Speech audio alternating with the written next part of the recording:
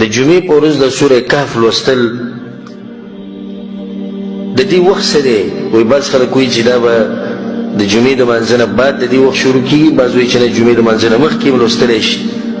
الجواب، په صحیح حدیثونو کې د سورة الکهف د جمعې په ورځ یا د جمعې په شپه تلاوت کول د دې فضیلت ثابت دی. ایوبتی وایو، امام حاکم امام بیهقي دا روایت راوړی دی، رسول صلی الله علیه وسلم من قرأ سورة الکهف فی یوم الجمعه، چا چې د جمعې په ورځ د سورة کهف تلاوت وکړو الله سبحانه وتعالی به دله یو رڼا ورکړي او د دغه جمعې نه واله د بلې جمعې پورې یو ناشنا قسمه رڼا به الله دله ورکړي.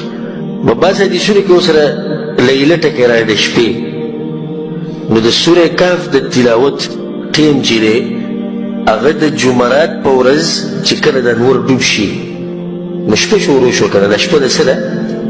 د جمعې شپه ده.